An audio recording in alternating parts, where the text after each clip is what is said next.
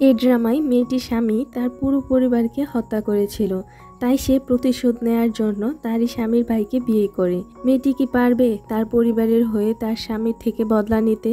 চলুন তাহলে দেরি না করে ড্রামাটি শুরু করা যাক। ড্রামার শুরুতেই দেখতে পাই একটি ছেলে একটি মেয়েকে জোর করে ধরে এনেছে। একজন দাসী দৌড়ে এসে তাদের মাস্টারকে জানায় বিয়ের কনেকে কোথাও খুঁজে পাওয়া যাচ্ছে না।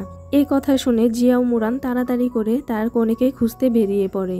এদিকে জিয়াও ইয়েটিং মেয়েটিকে কিস করতে যায়। তখন মেয়েটি তাকে বাধা দিয়ে বলে, আজ রাতের পর আমি মুরানের স্ত্রী হয়ে যাব এবং তোমার ভাইয়ের বউ। তোমার আমার সাথে এসব করা উচিত নয়। তখন ইয়েটিং বলে, ভুলে যেও না তুমি শুধুমাত্র আমার, তোমার শরীর হৃদয় সবই আমার। এটা বলে তারা একে অপরকে কিস করতে থাকে। ম্যাং মুরানকে আসতে দেখে ইয়েটিংকে জুড়ে একটা ধাক্কা মারে আর এমন অভিনয় করতে থাকে যেন ইয়েটিং তার সাথে জোর জবরদস্তি করছিল। সে দৌড়ে মুরানের কাছে চলে যায়। ম্যাং এর এমন ব্যবহার দেখে ইয়েটিং অনেক বেশি অবাক হয়। মুরান তার ভাইকে বলে, তুমি আমার স্ত্রীর সাথে এমন আচরণ কিভাবে করতে পারো? তুমি এতটা নির্লজ্জ কি করে হতে পারলে? ম্যাং ইয়েটিং এর দিকে শয়তানি লুক নিয়ে তাকিয়ে থাকে। এরপর আমাদেরকে 6 মাস আগের দৃশ্য দেখানো হয়। আমরা একটি মেয়েকে দেখতে পাই, কিন্তু মেয়েটির মুখ দেখা যাচ্ছিল না। মেয়েটি বলছিল, মানুষ আসলে কিসের জন্য বাঁচে? মর্যাদার জন্য, দায়িত্বের জন্য, না প্রেমের জন্য? আর আমি বেঁচে আছি ওই দুঃস্বপ্ন থেকে জেগে ওঠার জন্য। ইয়েটিং আমার জীবনে আসার পর থেকে এই দুঃস্বপ্নের শুরু হয়েছিল।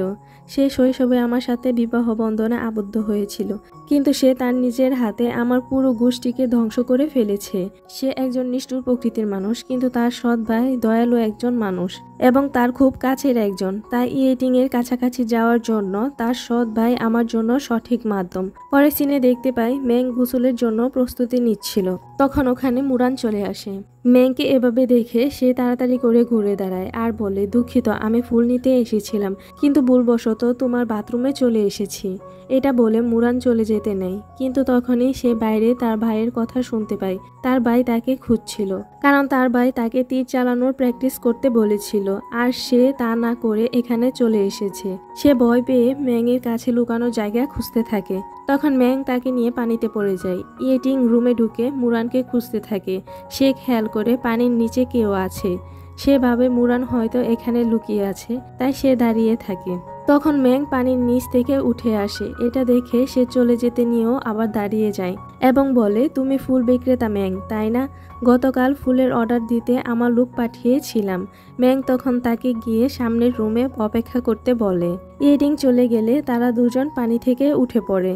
তাকে বাঁচানোর জন্য সে ম্যাংকে ধন্যবাদ দেয়। তখন আমাদেরকে আবার ওই মেয়েকে দেখানো হয়। ওই মেয়েটি আসলে ম্যাং ছিল। তার মুখ অর্ধেকটা পুরা ছিল। সে এক ধরনের বিষের মাধ্যমে তার চেহারা আগের মতো ঠিক করে নেয়। লোকটি ম্যাংকে বলে, এই বিষ তুমি যার শরীরে দিবে, সে যদি তার হৃদয় 1 বছরের মধ্যে তোমাকে না দেয়, তাহলে তুমি বিষাক্ত হয়ে মারা যাবে। তারপর দেখতে পাই ম্যাং ইয়েটিংকে কিছু ফুল দেখাচ্ছিল। সে তার পছন্দ মতো কিছু ফুল রেখে বাকি ফুল ফেলে দেয়। তার দাদি এই ফুলগুলো পছন্দ করে, তাই সে তার দাদির জন্মদিনে এই ফুলগুলো উপহার দেওয়ার জন্য নিচ্ছে। ম্যাং ফুলগুলো সুন্দরভাবে সাজিয়ে তাকে দেয়। তারপর সে ইচ্ছে করে ইয়েটিং এর উপর পড়ে যায়, আর এই সুযোগে সে তার গাড়ে ওই বিষটি ঢুকিয়ে দেয়। ইয়েটিং তাকে ধাক্কা মেরে নিচে ফেলে দেয়। ওই বিষের কারণে সে সবকিছু কেমন ঝাপসা দেখতে থাকে।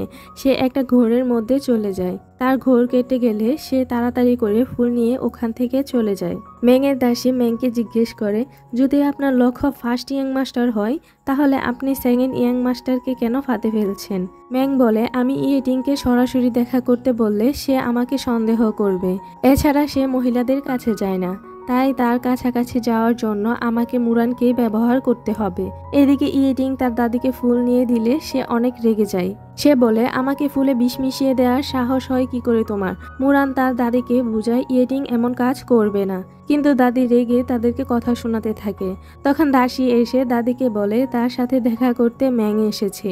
সে কারো সাথেই এখন দেখা করতে চাইছিল না, কিন্তু মুরান ম্যাংয়ের কথা শুনে খুশি হয়ে যায় আর সে তার দাদিকে রাজি করায়। তখন তার দাদি দাদি ম্যাংকে ভিতরে আসার অনুমতি দেয়। ম্যাং ভিতরে এসে বলে, আমি এখানে আপনার কাছে ক্ষমা চাইতে এসেছি। সে বলে, ইয়েটিং কি তোমাকে ফুলে বিষ দিতে বলেছিল? ম্যাং বলে, ফুলে কোনো বিষ নেই, আসলে ফুলগুলো আরো সুন্দর দেখানোর জন্য আমি এক ধরনের মেডিসিন ব্যবহার করেছি।